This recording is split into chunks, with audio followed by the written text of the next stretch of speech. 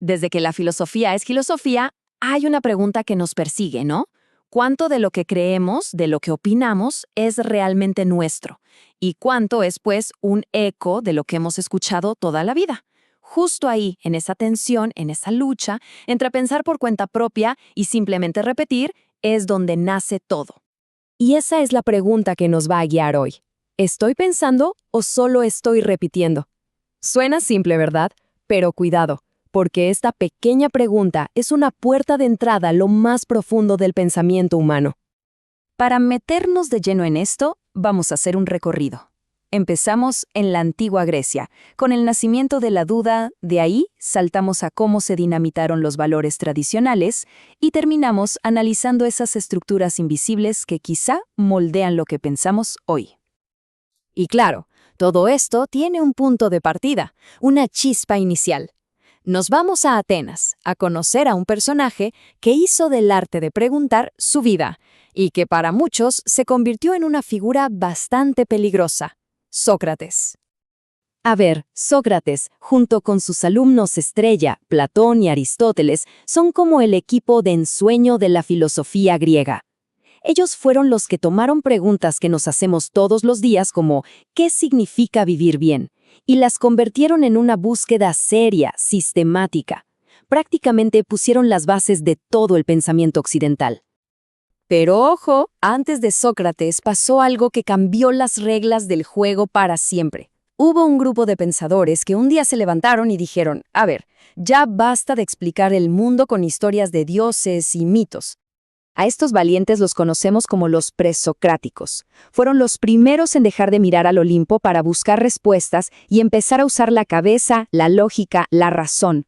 Propusieron algo revolucionario, que el universo se puede entender, que no es un capricho de los dioses.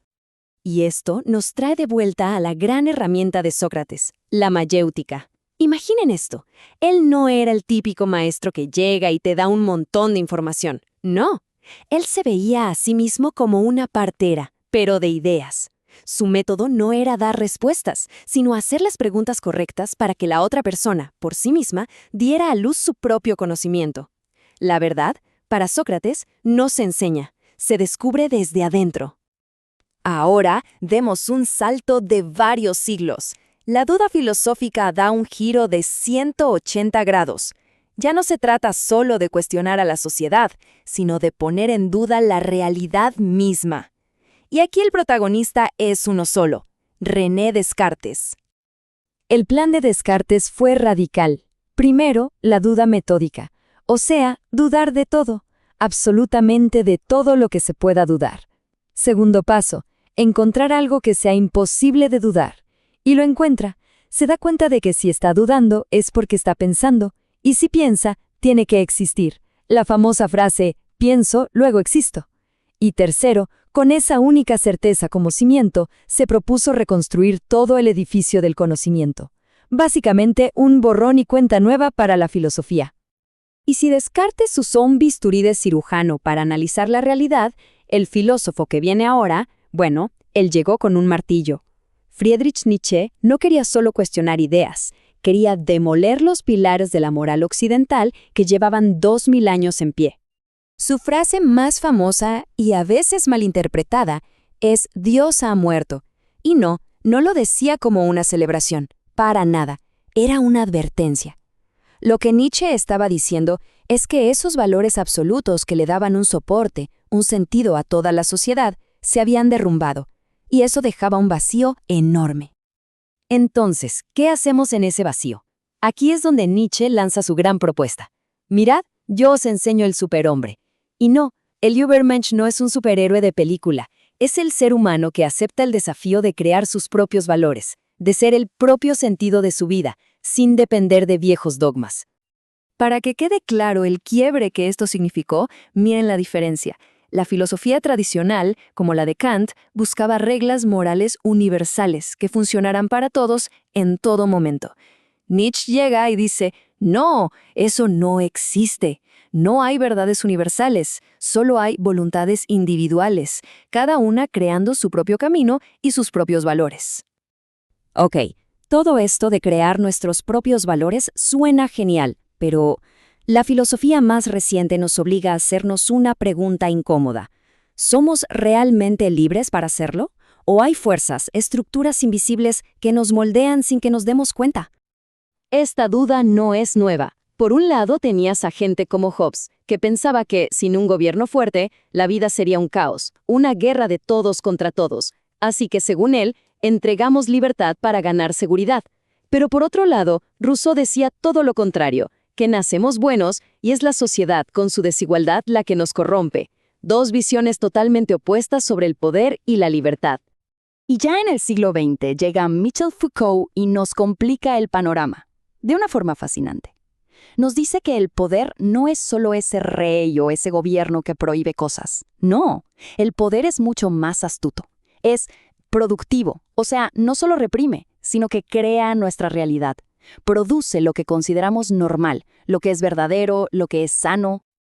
Pensemos en esto un segundo. La escuela decide qué conocimiento es válido y cuál no.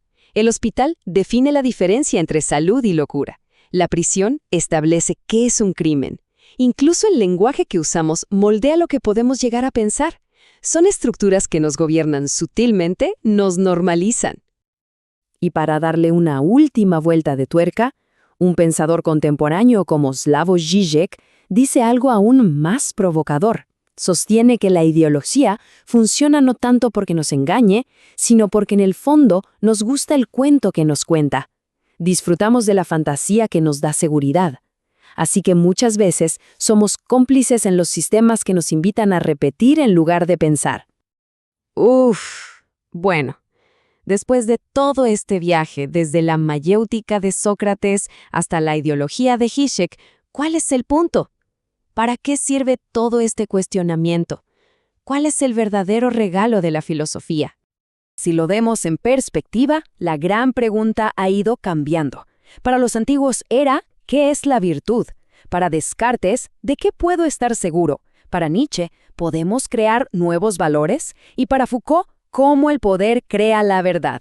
Es como un hilo dorado de duda que conecta toda la historia del pensamiento. Y aquí está, creo, el meollo del asunto. El objetivo de la filosofía no es necesariamente encontrar la respuesta final y correcta. Quizás el verdadero tesoro es dominar el arte de preguntar, convertir el cuestionamiento en una forma de vida, para mantener la mente siempre activa, siempre despierta. Al final del día, la filosofía no te entrega respuestas en bandeja de plata. Lo que sí te da son mejores preguntas. Así que después de todo este recorrido, la pregunta que queda flotando es, ¿cuál es la que nos toca hacernos ahora?